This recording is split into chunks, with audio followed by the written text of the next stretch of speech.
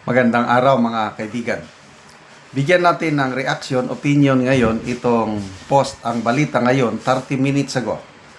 Title, Romualdez inilipat ang 130 million worth US property kapalit ng 58 pesos or $1. Sa isang kahina-hinala at maaring ituring umano na fraudulent conveyance, ayon sa ilang US lawyers, lumabas na inilipat ni ex-Speaker Martin Romualdez ang kanyang 130.5 million peso or $2.24 million na ari-arian sa Dover, Massachusetts sa kumpanyang konektado umano sa kanyang fraternity brad sa halagang 58 pesos or $1 lamang. Ay nako. Ang property ay pag-aari ni Romualdez mula pa noong 1988. Nang bilhin niya ito sa halagang $650,000. Sa ngayon, tinatayang nasa $2.24 million na ang halaga ng estate na may lawak na 2.5 hektarya at matatagpuan sa pinakamayamang bayan sa Massachusetts. Ayon sa investigative report ng Rappler, nailipat ang pagmamay-ari noong Hulyo 29, 2025 sa kumpanyang AMMY Incorporated ilang buwan bago pumutok ang mga isyu ng korupsyon sa flood control projects at bago ang SONA ng Pangulo. Ala! Kailan ba nag-SONA ang Pangulo? July 28 eh. Di ba?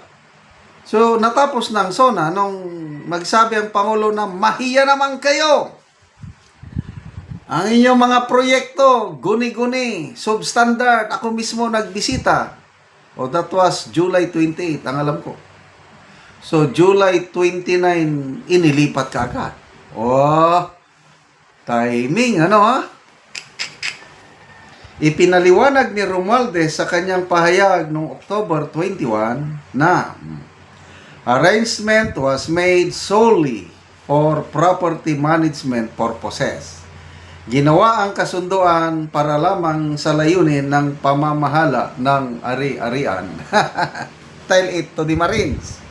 Dagdag pa niya, walang pagtatago o paglabag sa batas ang naturang transaksyon na matagal na raw na kadeklara sa kanyang SALN ang nasabing property. Oh, yung pala bakit mo pa inilipat?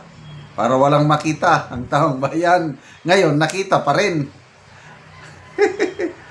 Bagamat legal ang paggamit ng quitclaim deed sa ganitong transaksyon, itinuring ng ilang US-based lawyers na fraudulent conveyance kung ito'y ginamit para itago ang mga ari-arian sa mga posibleng magsasampa ng kaso o maghahabol ng utang. Lumabas din sa dokumento na ang AMMY Incorporated ay pinamumunuan. Take note ha, sinong namumuno sa kumpanya na doon inilipat?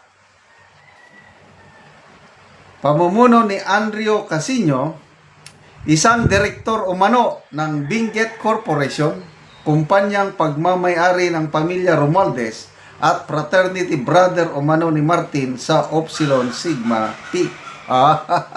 Ayos ang boto-boto.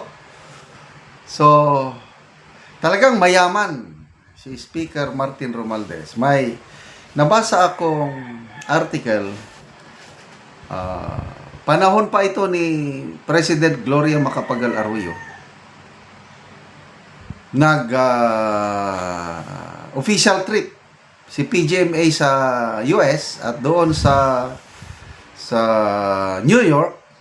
Biglang pumutok yung balita, nag-dinner ang grupo ni PGMA. Ang binayaran nila, dinner isang kainan lang sa New York, umabot ng $1 million. So, reklamo ang taong bayan. Ano ba yan? $1 million ang kainan lang. Hanggang nagsalita ang Malacanang. Sinabi ng Malacanang, inimbita daw sila. Itong grupo, delegation ng Pangulo, inimbita sila ni Congressman Martin Romualdez.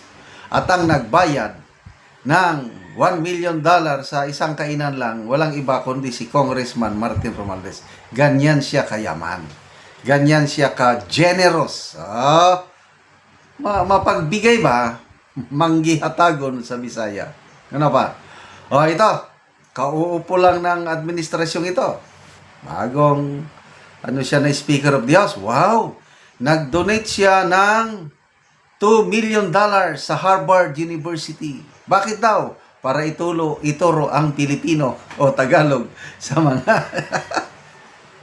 Tapos, hindi naman maklaro kung personal money niya yon, no problem.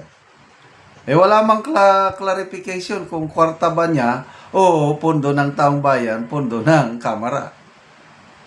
Mga ganun ba? So, but anyway, yan na yan. Talagang, sabi rin niya, no, itong pumutok ng flood control issue. Dati na akong mayaman, bilyonaryo na ako bago pa ako naging Speaker of the House. Correct!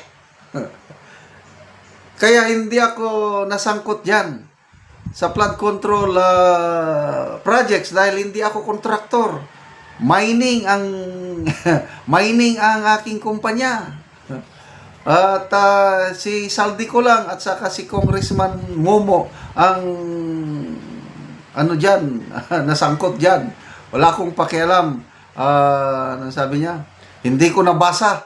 Pinirmahan ko lang yung 2025 General Appropriations Bill. Hindi ko na nabasa dahil sa masyadong makapal. Ganon. Hugas kamay. Like pinsan. Magpinsan nga talaga. Ang Pangulo rin. Ni-review ko. 4,057 pages. I reviewed, read, analyze, and everything. And there's nothing wrong with it. Ngayon, worst budget in history, worst corruption in history, malinis daw siya. Dapat pasalamatan daw siya dahil siya ang nag-expose sa katiwalian. The best president talaga meron tayo. So, congratulations sa 3.6 million na bumoto sa kanya. Isa na ako na budol. Salamat mga kaibigan sa inyong pagsubaybay sa ating channel. Nakakatulong kayo ng malaki sa tribong Talandig ng Bukidnon dahil ang income natin sa channel nito pantulong po sa tribo. Namimigay tayo ng mga libreng yero at pako para makapagpatayo itong tribo ng mas maayos na tahanan. Panoorin nyo ang video na ito. So, karon mo na ni si ate ang matagaan og yero.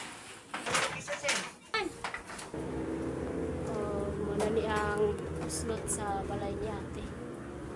So, wapagid kayo.